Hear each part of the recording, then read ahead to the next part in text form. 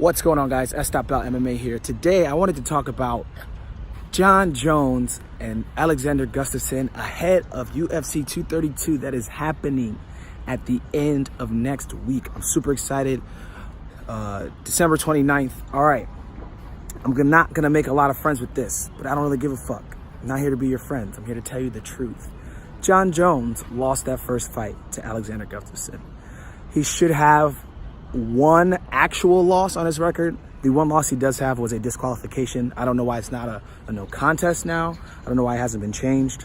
But if you watched the first fight between Alexander Gustafsson and Jon Jones, and they have the free fight over on UFC's YouTube page, so you can check that out if you're not sure about it, you will see that Gustafsson won 3, arguably 4 of the rounds. And this is coming from somebody, I have massive amounts of respect for Jon Jones. I think DC is the greatest light heavyweight of all time. I think he's one of the greatest fighters of all time. But if there's one guy that can beat him, it's Jon Jones. But if there's one guy that can beat Jon Jones, it's Alexander Gustafsson. He gave him problems. First guy to be able to take Jon Jones down, took him to the ground.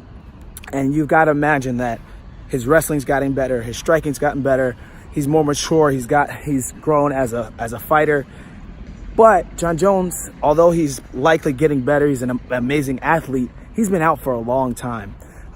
As of recently, Gustafsson's also been out for a little bit, but I was of the mind that Jon Jones was going to win this fight. But after watching that first fight, and I watched it a few times, trying to make sure I didn't have any bias. And one thing you do when you watch fights, watch a fight the first time without sound. Try to watch it without sound, because what can happen is when you're watching a fight, the commentary will kind of throw you off, or it'll kind of influence you a little bit to say, oh, this is happening. Or you might have just the idea to be counterculture, and then you might start thinking the other way just because of the commentary. So if you're gonna watch a fight or watch a fight again, watch it without the commentary so you can objectively kind of see what's happening. And if you watch that fight, round 1, Jon Jones lost the first round to Gustafsson. Round 2, either Gustafsson won it or it was a wash, because I don't think Jon did anything in that round to win it. Round 3, Gustafsson won it again. He did a really good job of just he was using his jab like a beast, man,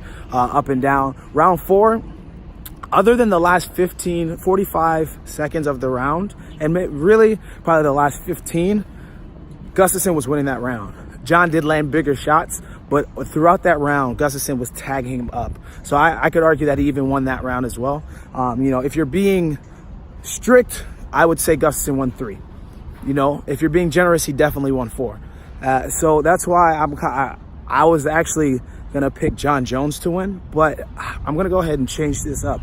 And pending shitty judging, I think that Alexander Gustafsson can pull this one out. And I know that's gonna throw a lot of people for a loop. All right. If you like what you saw, please subscribe. It's your boy Sdotbell, and I'm out.